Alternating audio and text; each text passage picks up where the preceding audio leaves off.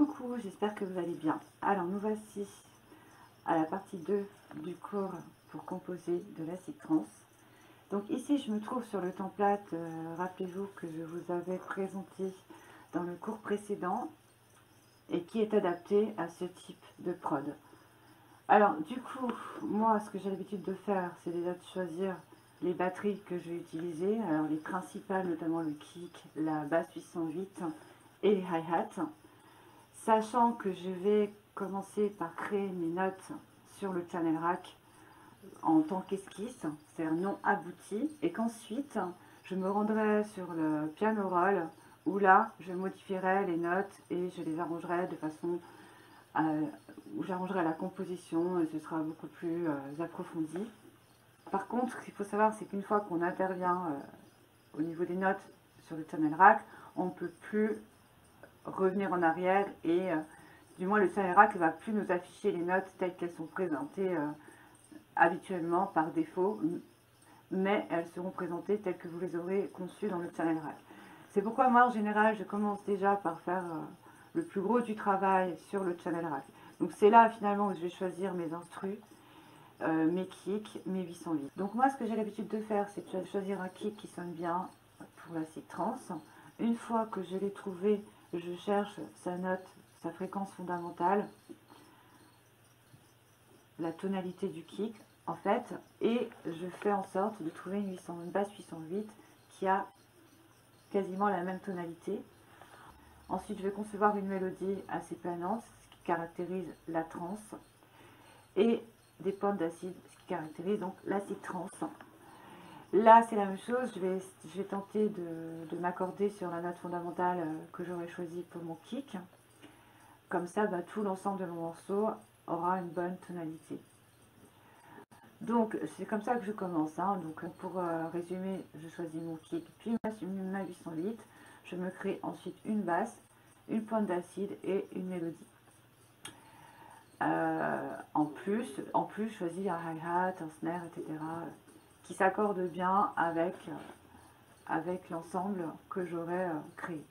Donc c'est parti, on va commencer par se choisir un bon kick.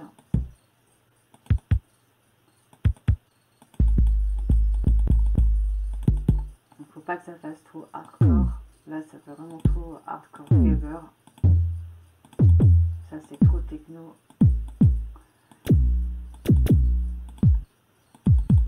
C'est un petit peu trop. Il faudrait assez d'attaque.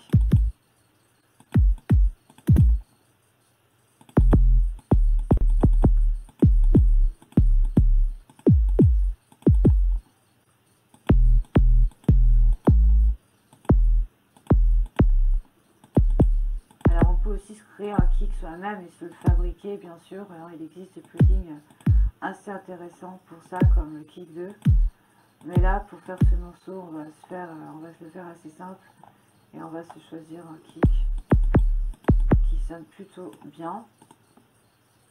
On va voir ce que ça donne.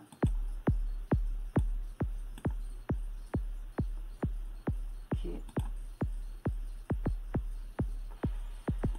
Il est pas mal celui-là, il me plaît assez bien. Je renomme juste de façon sommaire. Ok.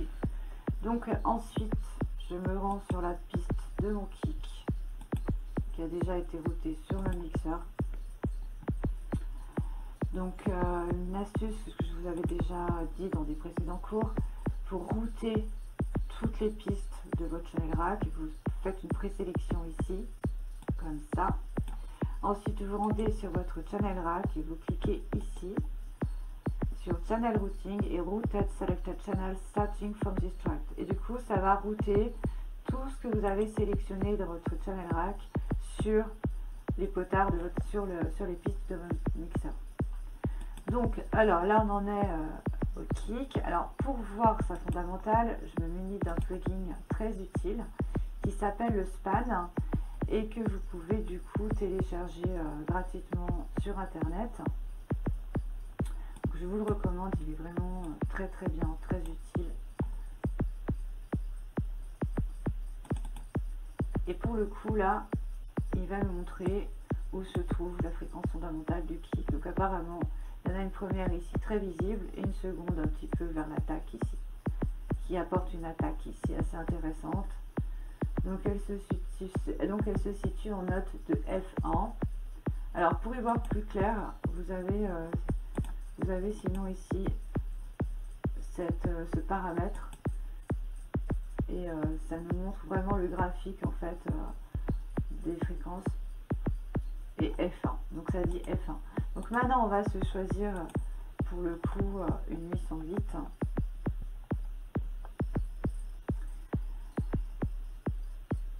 Si possible qui tape en F.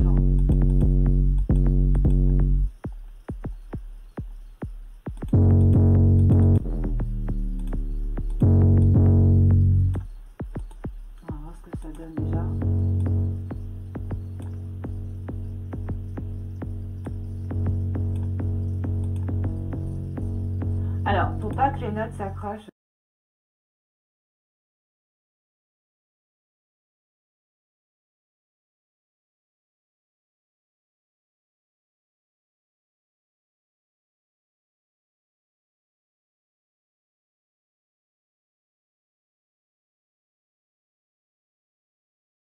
je vous recommande de faire, en fait, c'est de couper les notes ici. Comme ça, en fait, elles sont bien coupées. C'est-à-dire quand la note prend fin, la prochaine qui commence est bien dissociée de la précédente. Donc bien appuyer ici sur Cut in Self. Ça rend vraiment, vous voyez, c'est beaucoup plus distinctif. Alors elle sonne un peu fort par rapport au kick, c'est sûr. Bon, on va voir avec le span ce que ça donne. Si elle est bien en note F. Donc ça fondamental. Et c'est bien en F tel que c'était indiqué sur le sample. Donc il ne s'est pas trompé. Cependant, je trouve qu'elle sonne un peu fort. Je ne sais pas de quoi ça vient. Si je désactive tout ça. Non, c'est pas ça. Par rapport au kick, j'ai l'impression qu'elle sonne un peu fort, effectivement. C'est ce qui me dérange un petit peu. Alors, il y a encore celle-ci.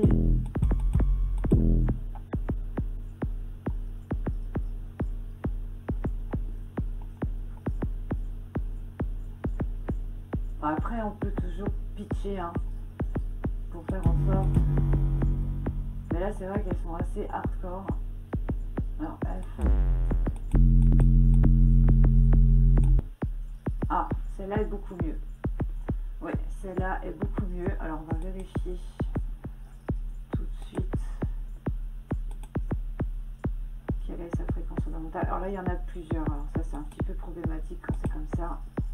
C'est pas très distinctif. C'est pas très distinctif. Et c'est ce qui me dérange un petit peu. Hein. Il y a des samples hein, comme ça où c'est un peu brouillon. Et on n'arrive pas vraiment à repérer la note fondamentale pour le coup.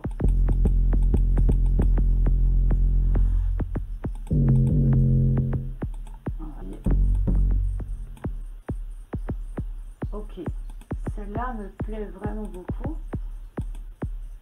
Espérons que la note fondamentale sorte. Oui, ça va. Elle sort assez. Bon, allez, on va garder pour le coup ce plug. Alors moi, je vais désactiver, enfin, je vais même enlever le span ici, on n'en aura plus besoin. Parce que sinon, ça donne trop de poids au séquenceur. Et si je vais le désactiver.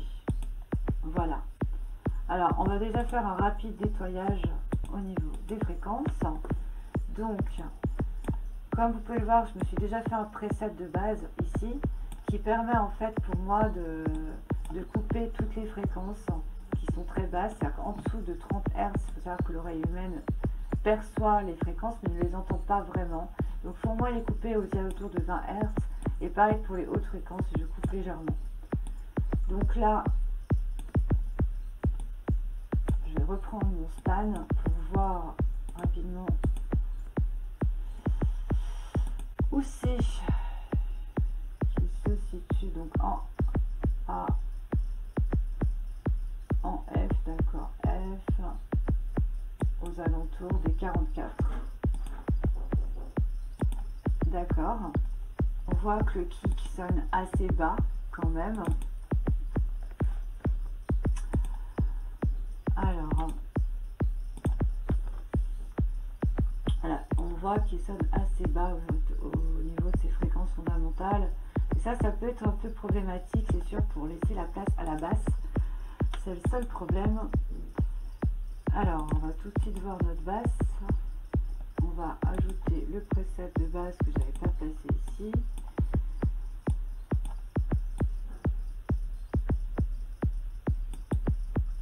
Voilà, elle sonne au niveau des 52. Et ce qu'on va faire, on va peut-être couper à partir des 60. On va couper à partir des 60 à peu près.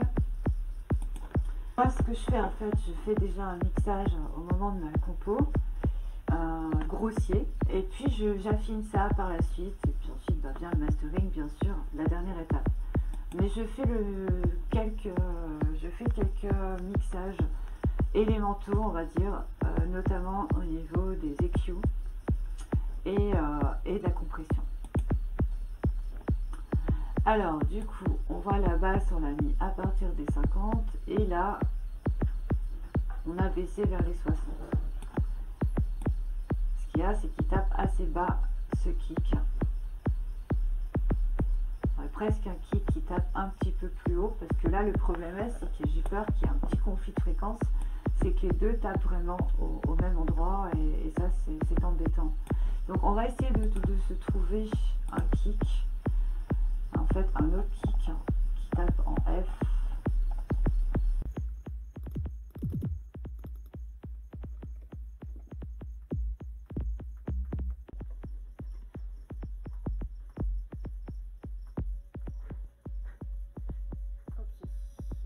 Celui-ci. Ok, celui-là, il est F et A, donc ça correspond même encore plus à la basse.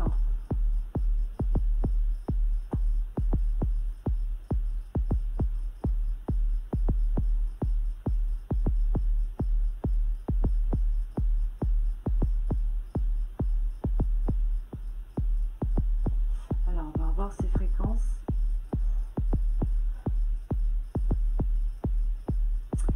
À la limite, ce qu'on pourrait faire, c'est le pitcher un peu, sinon.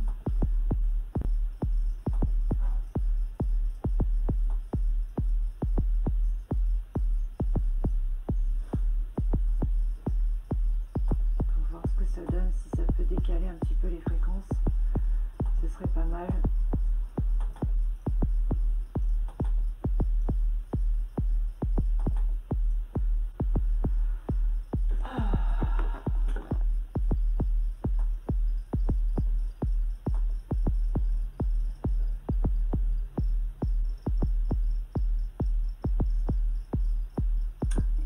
Léger, non, ça sert à rien.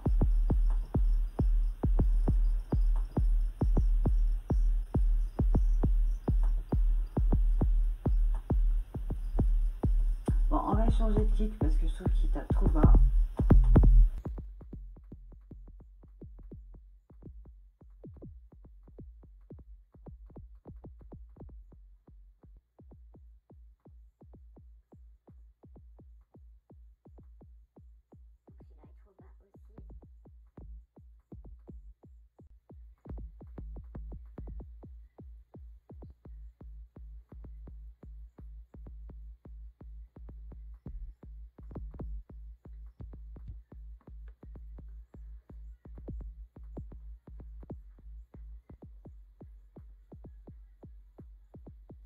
Ok, on va revoir avec le span ce que ça donne. Donc là, il est toujours en F, donc c'est pas mal. Et sa fréquence est un petit peu moins basse en fait. Elle est légèrement moins basse. Donc ça laisse un peu plus de place, on va dire, à la basse.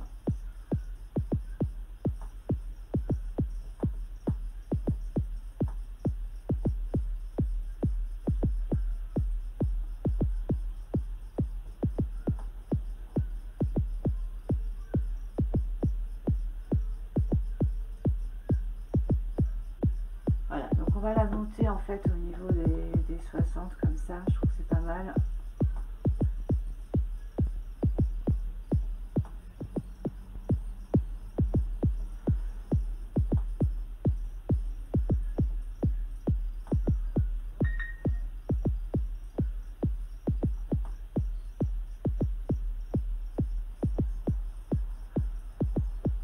Voilà, comme ça on laisse un peu de place à la base pour du coup.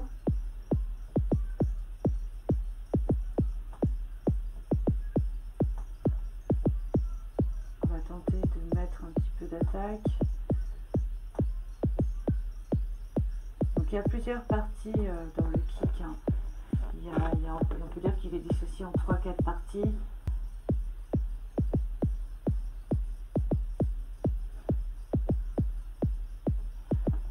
Et donc c'est à vous de voir ce que vous souhaitez plus faire ressortir. Donc là je vais renommer pour le coup la basse 808 pour faire le plus minimal possible, le plus simple possible.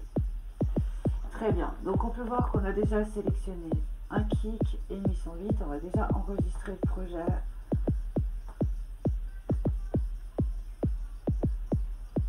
Si jamais s'il y a un bug, je vous conseille de faire ça le plus possible. Ok. Voilà, donc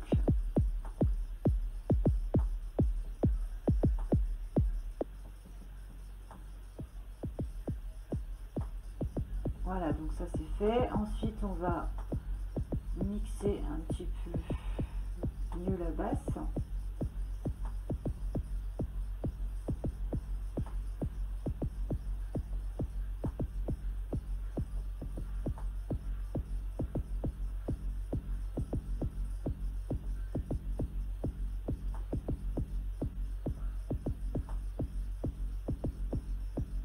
Donc là c'est pareil, c'est à vous de voir ce que vous souhaitez plus faire ressortir ou non sur votre sample. C'est aussi une question artistique et c'est personnel, chacun fait à sa façon. Donc après, comme vous pouvez le voir, j'ai aussi ajouté un Fab Filter Pro Q2. Ce plugin a l'avantage de dissocier chacune des fréquences afin de les entendre séparément. Et donc c'est très pratique pour affiner ensuite encore plus le mixage des fréquences, donc avec les EQ. Le mixage des fréquences.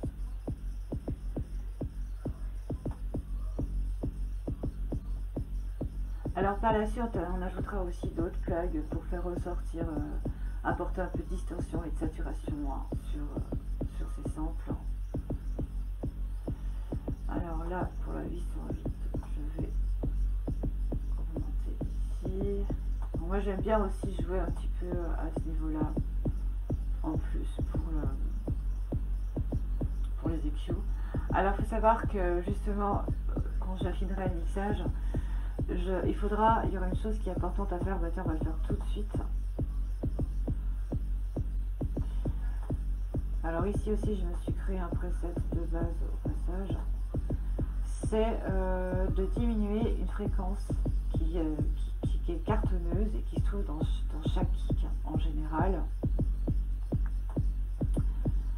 Et là j'ai une souris qui ne marche pas bien, c'est très problématique. Et donc du coup il faut la trouver tout simplement.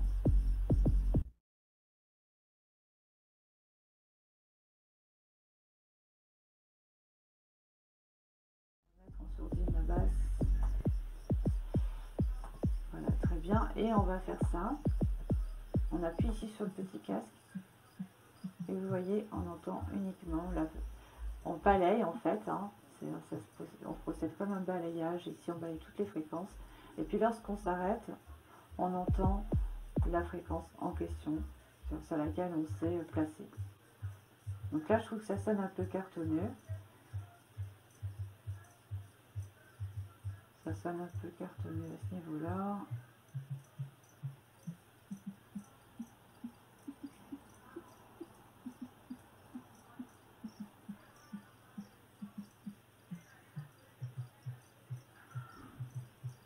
C'est un petit peu cartonneux. Bon, en général, c'est plutôt aux alentours des 200-300.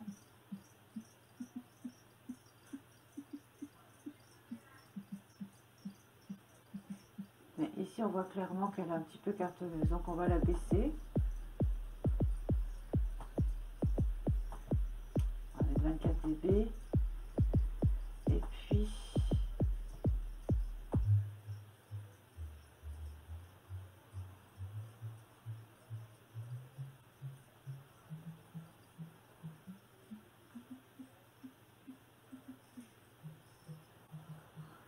Et puis aux alentours des 155. C'est un petit peu cartonneux également. Voilà, donc ça c'est fait. On va en profiter pour augmenter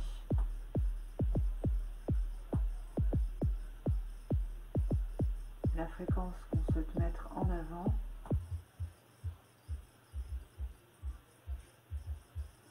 Voilà, moi j'aime bien augmenter vers les 70. Ici on va diminuer pour laisser la place à la basse.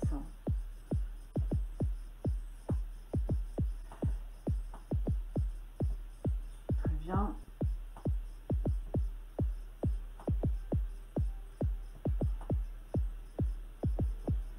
Et ici on va relever cette fréquence. Ça va apporter un petit peu d'attaque sur le kick et c'est assez intéressant.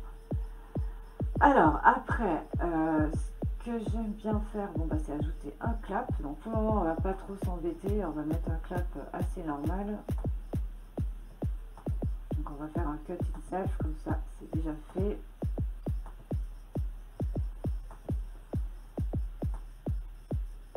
Voilà, on va déjà faire un petit mixage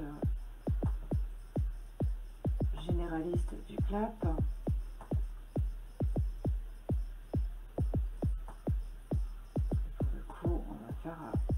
Non, on va pas mettre celui-ci, on va mettre l'autre.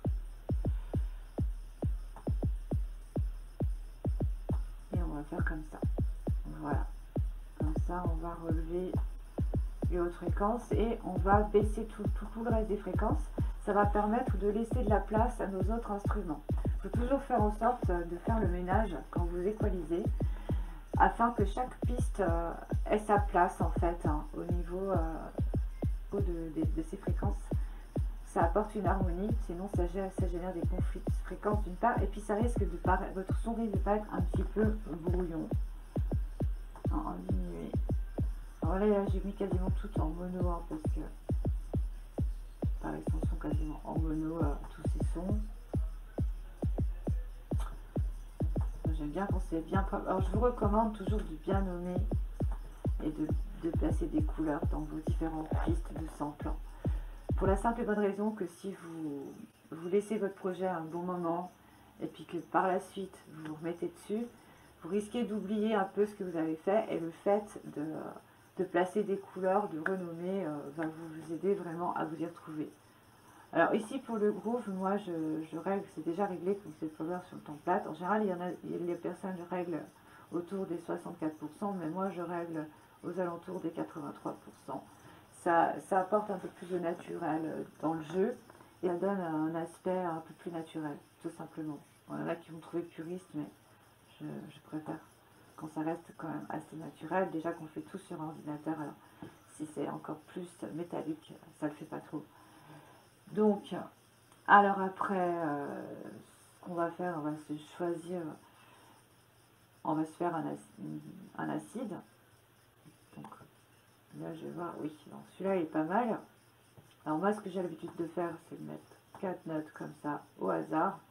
Ça me permet en fait de faire un petit tri et de voir ce qu'il me propose. Alors déjà, là, on est dans quelque chose de très acide.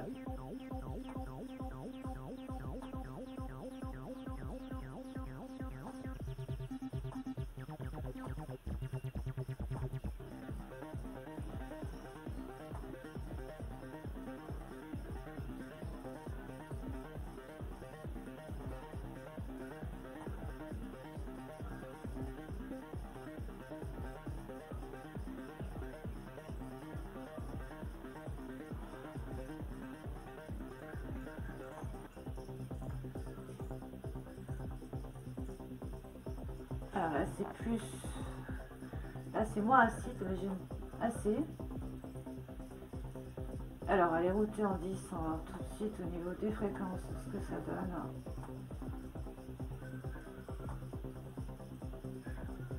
Ok, on peut voir déjà que les fréquences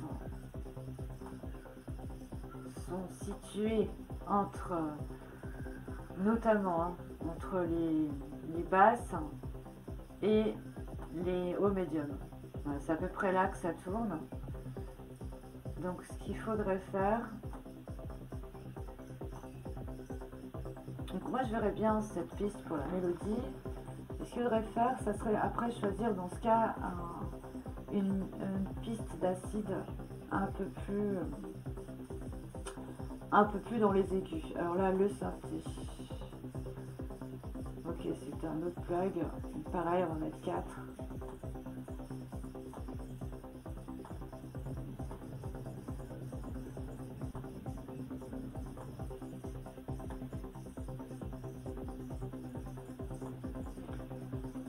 Là, c'est une basse acide. Ça pourrait être pas mal. Au lieu de mettre une acide, on peut mettre une basse acide à la place. Je trouve que les deux sons rentrent pour le coup assez bien ensemble. On va garder ça pour le moment. Et ici, on va ajouter une mélodie de synthé avec le Zebra, qui est pas mal pour tout ce qui est mélo. Donc c'est un plugin que vous pouvez trouver gratuitement sur internet. Ok, alors pareil, on va mettre 4 notes.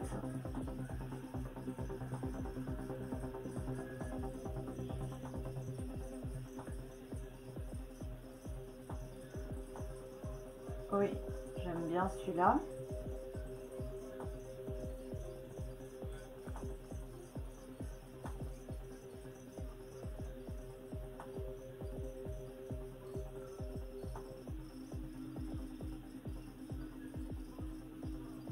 C'est pas mal avec la flûte.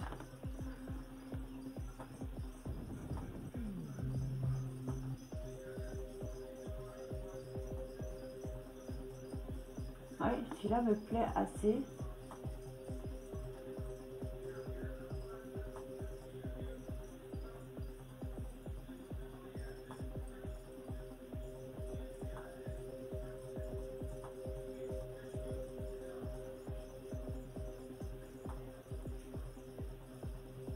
Ok, donc celui-là est pas trop mal, je trouve.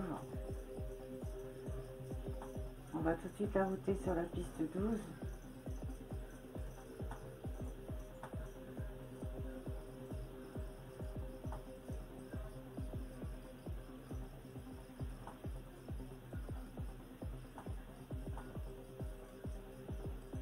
Et les trois s'associent par ailleurs très bien ensemble. Alors on va voir au niveau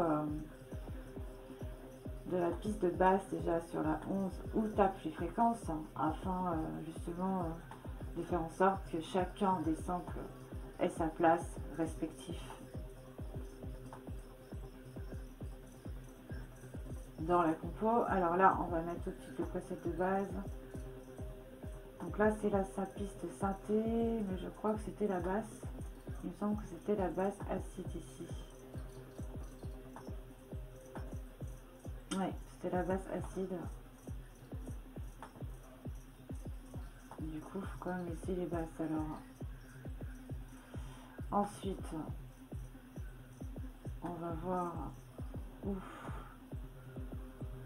tape la 12.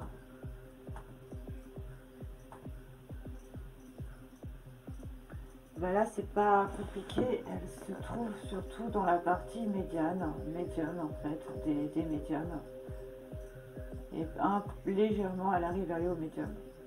Donc ça, c'est parfait. Du coup, on va la garder puisqu'elle a une place vraiment minimaliste, on va dire, dans la prod. Donc c'est parfait.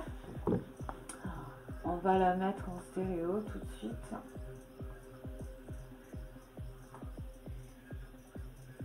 Alors, acide, je crois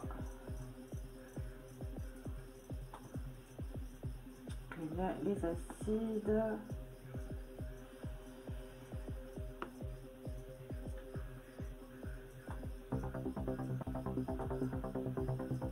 Oui, ok, tape au milieu.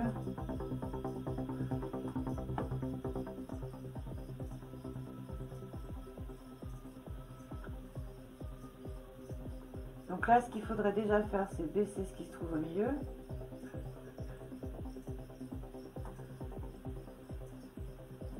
Voilà, tout ce qui est ici, on va le baisser puisqu'on a un sample, celui de la mélodie, qui est vraiment sur le milieu.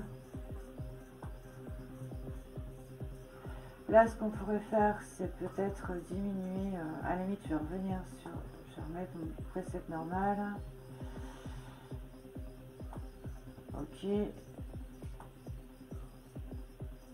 On va couper légèrement. Ici, on va couper.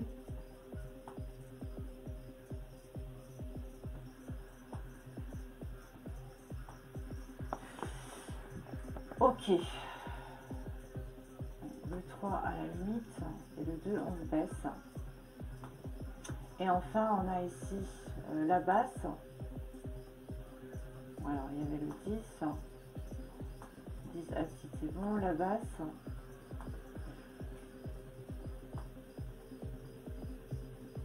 Donc, étape au niveau des sons, ici, on pourrait baisser un petit peu à la limite.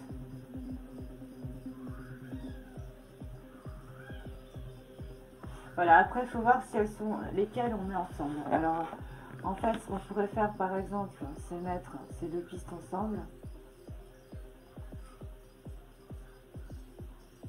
Ou alors, par exemple, celle-ci avec celle-ci.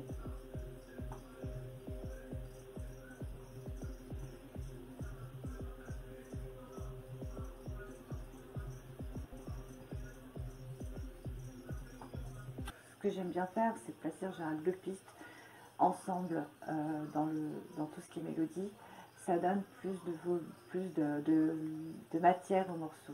Donc généralement j'en choisis deux, une pour la basse, un sample pour la basse et deux samples pour le synthé, pour les acides. Donc là, ce que je voudrais faire dans un premier temps, c'est pourquoi pas placer la basse avec le synthé, ou alors les acides avec la basse, les acides avec le synthé. Bref, en tout cas, il faudrait coordonner une autre piste. Il faudrait placer deux pistes ensemble. Les coordonner ensemble, ça donnerait plus de matière. Donc tout le jeu ici consiste à voir pour moi lesquelles vont bien ensemble et qu'elles chacune prenne en fait sa place dans la fréquence. Donc déjà, ce que j'ai l'intention de faire, notamment pour le couplet et l'intro, c'est de choisir cette piste de mélo, comme on a vu qui tape dans les médiums. Et ensuite, il faut voir si on place la mélodie 10, la piste 10 avec, qui va assez bien, hein, je trouve, ça avance bien, ou la basse. Ou si on met la basse toute seule.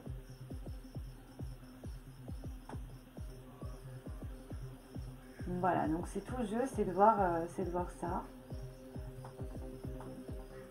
Et je trouve que ces deux-là vont assez bien ensemble. Alors on va voir la 10, où est-ce qu'elle se situe au niveau des fréquences déjà.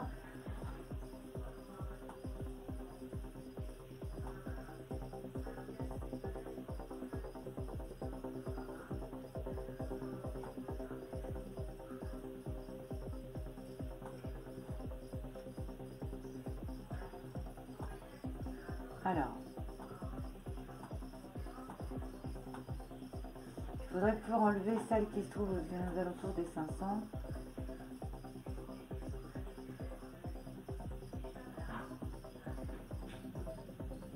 Et ce serait pas trop gênant parce que justement il se trouve qu'il y a une fréquence désagréable ici. Voilà. Celle-ci, étant donné qu'elle a déjà pas mal de fréquences dans les basses, je pense que ce serait pas trop judicieux de l'associer avec cette piste-là qui a pour le coup pas mal de fréquences dans les basses, comme on peut le voir ici. Donc comme vous avez pu comprendre, hein, ici ce que j'ai l'intention de faire, c'est de créer un couplet et un refrain. Et en tout cas dans l'un d'entre eux, de placer deux pistes ensemble. Un synthé groupé avec une basse, ou une acide avec un synthé, ou une basse avec un acide, bref. De voir ce qui pourrait bien aller pour mettre deux mélodies ensemble. En tout cas, à un moment donné, il faut qu'elles jouent de manière juxtaposée ensemble. Ça donne, je trouve, plus d'harmonie dans le morceau, plus de matière. Donc ici, comme on peut le voir, celle-ci, ici, donc qui est maintenant en fait la piste de basse, hein, je pense que je vais la garder comme ça, basse. On va tout de suite renommer pour pas se perdre. Je trouve qu'elle a déjà trop de fréquences au niveau des basses. Et il se trouve que celle-ci en a également. Donc ça irait pas, je pense, de les associer ces deux-là ensemble. Il y a trop de fréquences dans les basses. Donc soit on choisit celle-ci, hein, de trans, avec celle-là. Ça irait pas trop mal, je trouve. Si on écoute.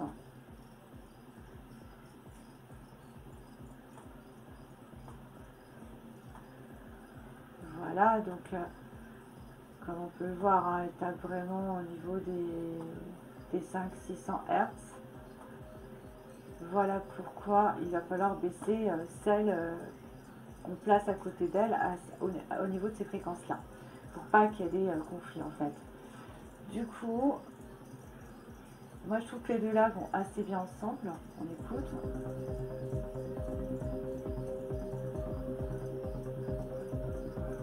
Ou sinon, ce que je pensais faire, c'était placer cette basse.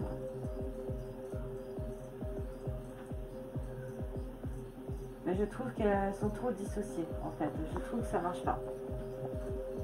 Donc la première elle est mieux. Voilà, je trouve que ces deux-là vont très bien. Après c'est personnel hein, comme choix. Donc j'ai choisi celle-ci qui est assez trans en fait. Hein. On va mettre mélo trans. Et celle-ci, donc pareil. On va dire que c'est un mélo médium. On va mettre mélo médium, tiens, pour se repérer dans les fréquences. On va lui mettre tout de suite une couleur. Un violet, hop. Et pour le coup, je vais tout de suite les copier, donc ces deux-là, sur la pattern 6. Donc 4, 4. Voilà, elles sont là. Ok. Du coup, ici, on va pouvoir couper. Pour le moment, on n'a pas besoin. Et là, on se retrouve avec notre basse synthé, en fait. Donc, je vais renommer, je vais mettre basse synth. On n'aura plus qu'à ajouter une petite mélo et je trouve que c'est déjà pas mal. On a fait un bon choix. Bon, après, il faudra bien entendu s'attarder sur la conception des notes. Hein. C'est important. Donc, ici, on se retrouve avec notre basse qui est routée, on le rappelle, sur la 11. Alors déjà, moi ce que je voudrais faire, c'était baisser en tout cas où se trouve la basse ou le kick. Donc ici, on va baisser. Voilà, et on va monter à ce niveau-là, aux alentours des 149. On va laisser de la place au kick hein, quand même.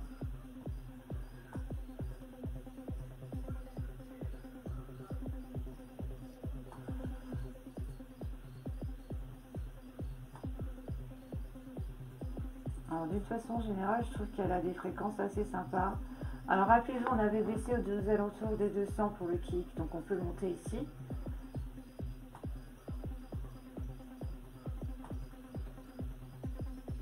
Et là, donc ce qui serait pas mal, ce serait pourquoi pas d'associer cette basse avec un sample acide en fait. Hein. Alors, un plugin qui irait bien pour faire des pointes d'acide, mais alors vraiment que d'acide. Le Poison est pas mal, je crois qu'il est assez acide.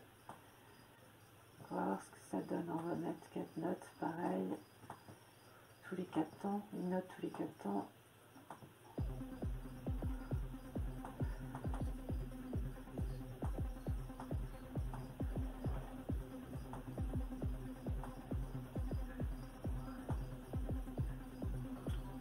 Voilà.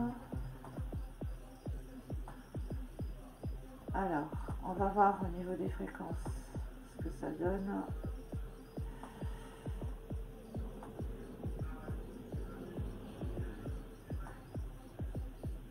Ouais, alors j'aurais préféré que ça tape vraiment dans les hautes fréquences.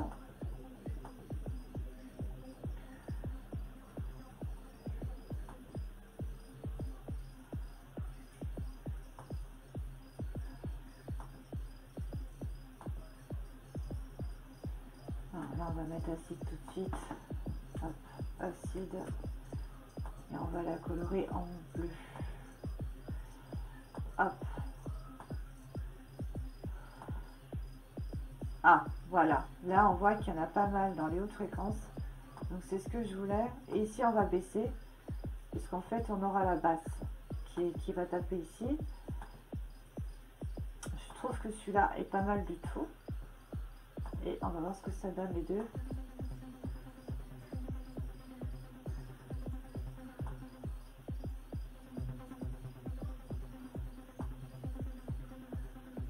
Ouais, c'est pas mal. Ça peut se mettre ensemble. Après, ce qu'il faudrait changer, c'est peut-être les notes.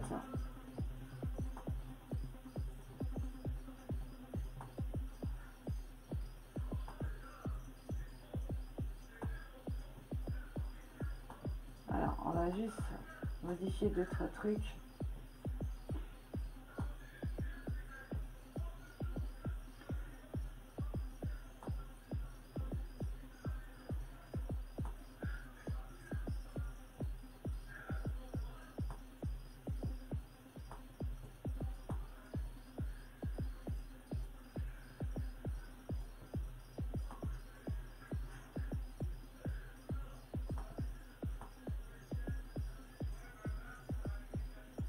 Voilà. Voilà. Alors, tout ce qui est réglage, en fait, des modulations, des enveloppes, tout ça, j'explique ça dans ma formation sur 808, mais on verra ça aussi dans d'autres cours, de toute façon. Voilà, je trouve que ça va beaucoup mieux.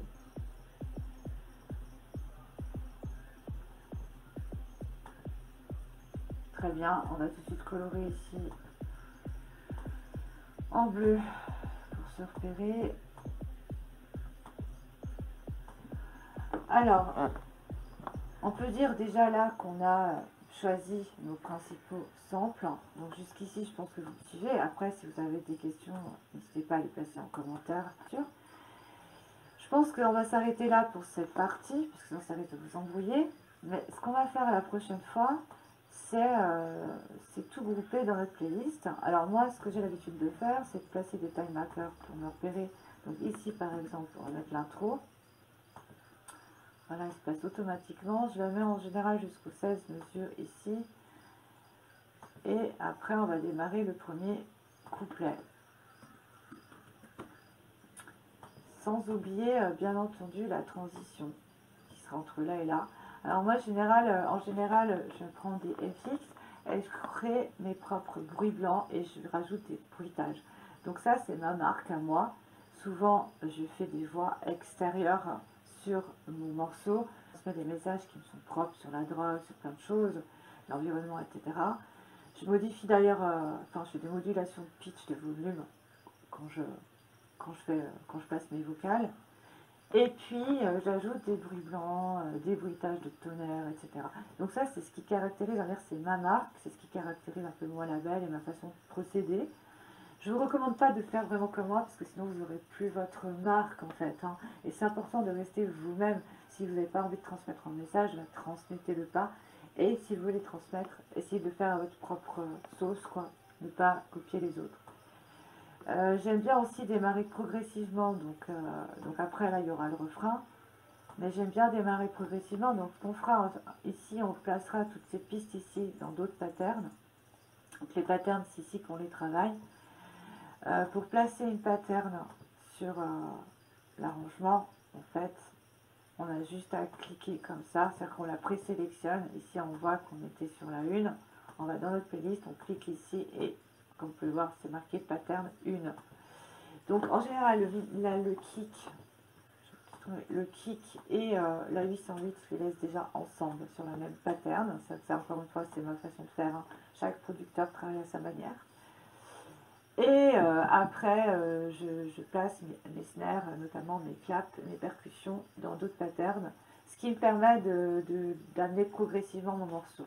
Je peux dire que je travaille un peu en acide progressif trans, parce que j'ai tendance des fois à amener progressivement le groove. Après la progressive, ça peut vouloir dire aussi un BPM un peu moins, un peu plus bas. Voilà. Sinon, souvent j'ajoute un petit crash. Ouais, ça donne un peu de peps, on va dire.